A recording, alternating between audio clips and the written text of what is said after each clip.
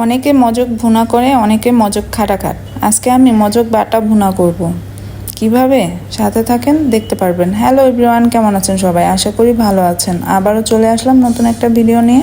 প্রথমে মজকটা ভালো করে বেছে নিচ্ছি। মজকে চিকন চিকন রগের মতো থাকে, ওইটা ভালোভাবে বেছে নিতে হয়। তারপর বেছে একটা জালিতে নিয়ে ভালোভাবে ধুয়ে নিব। ধোয়া হয়ে গেলে তারপর এখন আসবো পাটাতে, মানে মশলা বাটতে। মশলা নিয়ে নিয়েছি হলো 2টা পেঁয়াজ, 2 কোয়া রসুন, দারচিনি, এলাচ আর অনেকগুলো শুকনো মরিচ। একটা একটা করে বেটে নিচ্ছি।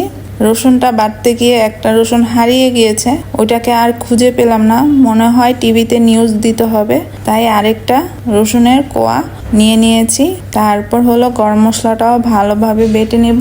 এখন হলো শুকনো মরিচ। শুকনো মরিচটা এভাবে বেটে দিলে এত সুন্দর একটা কালার আসে, আর ঘ্রাণও এত সুন্দর আসে, টেস্টটাও ভালো হয়। তাই এভাবেই বেটে দিচ্ছি। এভাবে বেটে একবার হলো মজক খেয়ে দেখবেন, দারুণ একটা টেস্ট আসে। আর তার সাথে তো চমক আছেই। প্রথমে এই মশলাটার সাথে মজকটা ভালোভাবে মেখে নিব। তার সাথে দিয়ে দিব হলো লবণ, হলুদ গুঁড়ো, জিরের গুঁড়ো আর লেবু দিয়ে ভালোভাবে মাখবো। ভালো করে মেখে তারপর একটা বাটিতে তুলে রাখবো। অনেকে মনে করতে পারেন মজক তো কাটলো না, মজকটা চুলায় দিলেই গলে যাবে। মজক কাটাকাটির কিছু নেই, মজক এইভাবে আস্ত থাকবে না, আমি একদম মাখো মাখো করে ফেলবো। এখন তুলে নিচ্ছি। তারপর চলে আসলাম চুলায় একটা কড়াই দিয়ে তার মধ্যে বেশ কিছুটা তেল দিয়ে দিয়েছি। তারপর দিয়ে দিয়েছি হলো মেথি আর শুকনো মরিচের ফোড়ন। এত সুন্দর একটা মেথির ঘ্রাণ আসছিল, আর খাওয়ার সময়ও অনেক সুন্দর একটা ঘ্রাণ আসবে। আর যদি দাঁতের নিচে মেথিটা পড়ে তাহলে তো কথাই নেই।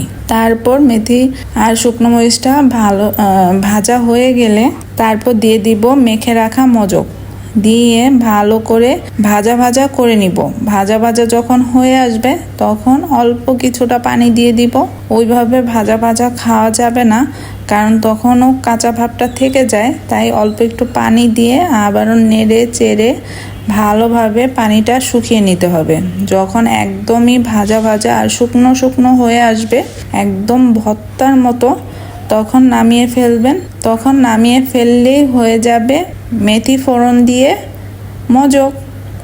একবার হলেও করে খেয়ে দেখবেন, আশা করি ভালো লাগবে। আর আমার ভিডিওটা যদি ভালো লাগে প্লিজ লাইক, কমেন্ট, শেয়ার করে দিবেন। আল্লাহ হাফিজ।